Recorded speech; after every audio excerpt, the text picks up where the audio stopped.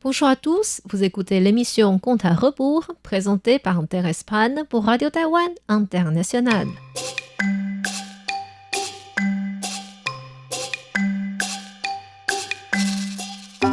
La semaine dernière, nous avons vu comment Qin Huan, le fils du premier ministre, réussit à saisir le couple de Wang Xing avec l'intention d'accaparer la femme de celui-ci, et comment Qigong et son disciple Zhao Bing les détachèrent en profitant de l'absence momentanée de Qin Huan. Mais avant que ces 4 personnes puissent quitter la maison de Qin Huan, cet intimidateur revint vers eux. En réalité, Qin Huan avait entendu parler des fantômes apparus chez son père et était parti voir par curiosité. Mais son père ne voulait pas qu'il soit affecté par les fantômes et lui avait demandé de vite repartir. Sans rien voir, Qin Huan ne pouvait que retourner chez lui, déçu. Arrivé dans son jardin, il se rappela de la femme de Wang Xing et dit à ses servants : « Allons voir si la belle accepte maintenant d'être ma concubine.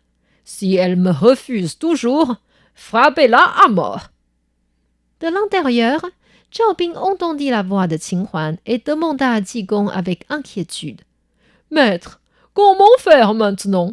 Dans quelle pièce pouvons-nous nous cacher ? » « Ce n'est pas la peine. » Qigong leva sa main, pointa vers le jardin en récitant une incantation : « Amani Pamimo !»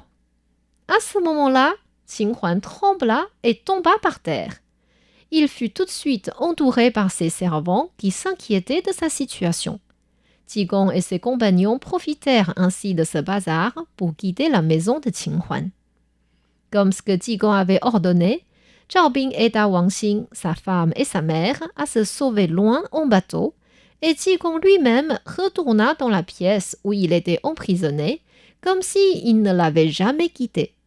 Quant à Qin Huan, ses servants le relevèrent et le ramenèrent dans sa chambre en le soutenant. Il n'était pas du tout à l'aise et dit : « Oh, j'ai chaud !» Un servant lui enleva son chapeau. « Oh, j'ai encore chaud !» 2 autres servants l'aidèrent à enlever sa veste.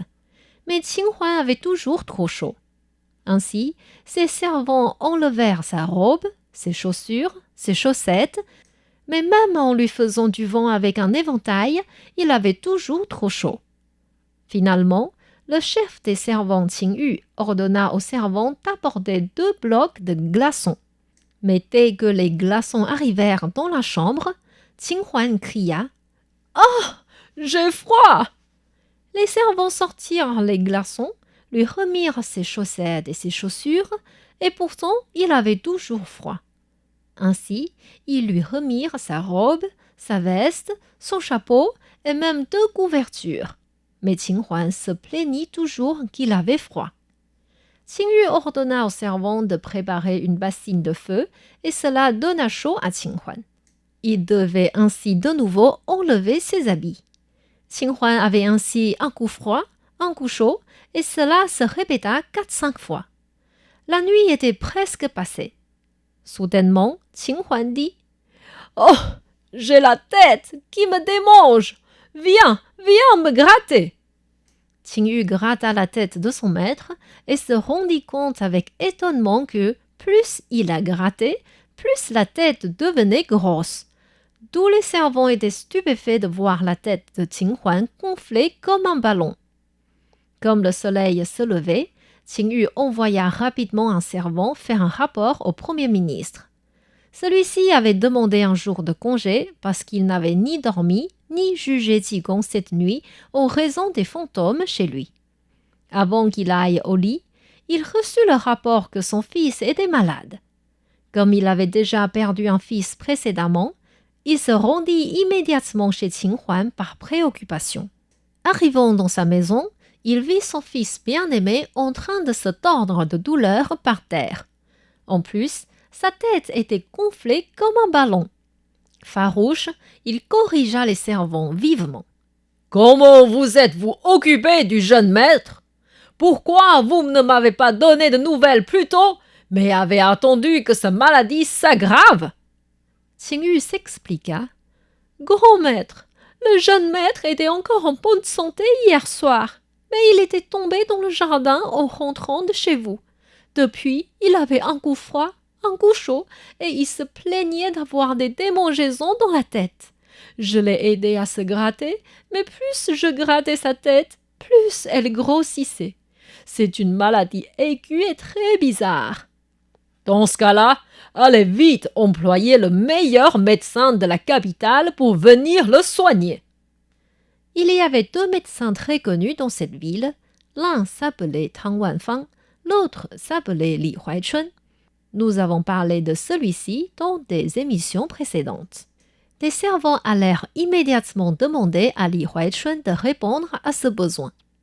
Puisque c'était plutôt un ordre qu'une demande du Premier ministre, Li Huaichun ne pouvait pas refuser et suivit les servants jusqu'à la maison de Qin Huan. Le Premier ministre était ravi de voir ce médecin ayant l'air compétent et stable et l'amena rapidement près du lit de son fils. Li Huaichun prit l'épaule de Qin Huan et devint confus. En réalité, tout était normal et rien dans son corps ne pouvait causer une certaine maladie. Il l'observa encore de l'extérieur et ne trouva aucun signe de l'origine de ses symptômes. Par conséquent, il ne savait pas quel médicament pourrait soigner cette maladie étrange. Après un long moment de diagnostic, il dit au Premier ministre « Grand maître, je suis vraiment désolé. Je ne possède pas assez de connaissances pour soigner le jeune maître. Veuillez demander l'aide d'un autre médecin. » « Je ne connais pas les médecins. Proposez-en un. » Li Huaichun se dit « Si je n'arrive pas à voir l'origine de cette maladie, Tang Wanfang n'y arrivera pas non plus. Ce n'est pas la peine de mentionner son nom pour lui créer des soucis. Mais en dehors de nous deux, qui a encore la capacité suffisante ?» Finalement, il répondit « Grand maître, je ne sais vraiment pas quel autre médecin pourra soigner ce genre de maladie. » Stressé, le Premier ministre lui dit « Puisque vous ne pouvez ni soigner mon fils, ni proposer un autre nom, vous ne pouvez plus sortir de cette maison. » Li Huaichun raisonna. « Il ne sait que menacer les autres par sa puissance. Aïe, que fais-je » Soudainement, l'image de Qigong lui apparut en tête. Il dit ainsi « Grand maître, à mon avis, une seule personne dans ce monde saura soigner le jeune maître. Mais il est souvent ivre et a l'air fou. Ses habits sont déchirés et son corps sale. J'ai bien peur que vous n'acceptiez pas qu'il vienne chez vous. » « Il n'y a pas de problème.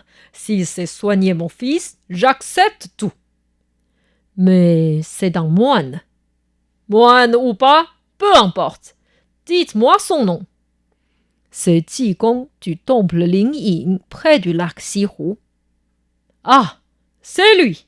Il est emprisonné actuellement dans une pièce vide de chez moi. » En entendant cela, Li Huaichun commença à comprendre d'où venait cette maladie étrange de Qin Huan.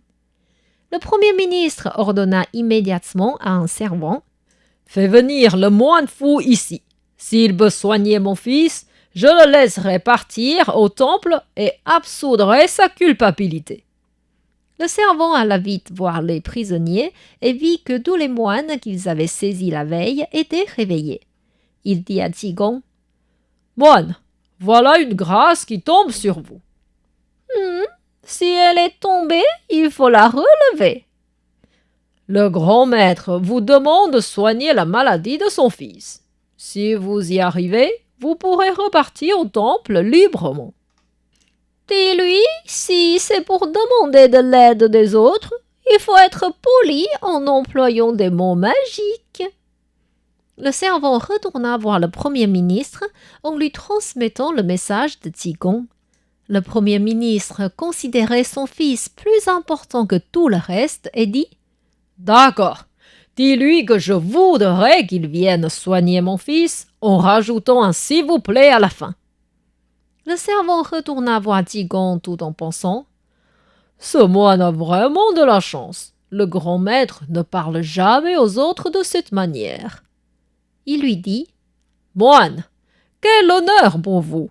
Le Premier ministre voudrait que vous alliez soigner son fils. S'il vous plaît. » « Votre grand maître est un gouverneur du niveau supérieur et il n'a jamais échangé avec des moines. Si les inspecteurs savent qu'il demande à un moine de soigner la maladie de son fils, il sera accusé pour sa superstition. » Le servant transmit fidèlement la réponse de Qigong au Premier ministre et celui-ci tapota la table en criant « Quel moine audacieux !»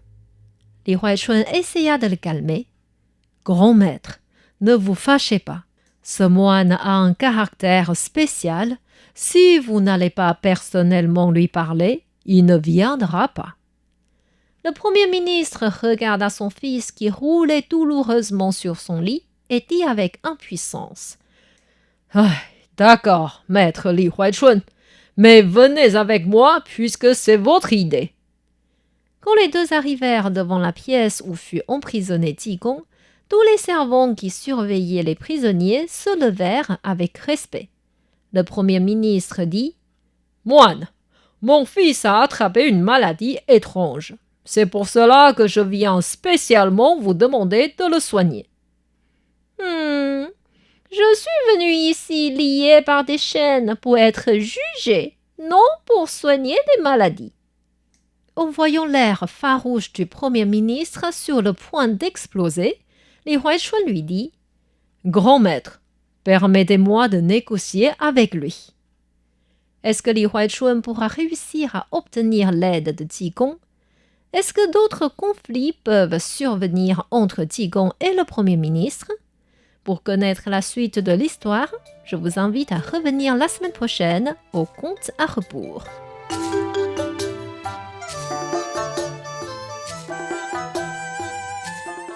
C'était Conte à rebours, présenté par Thérèse Pan sur les ondes de RTI.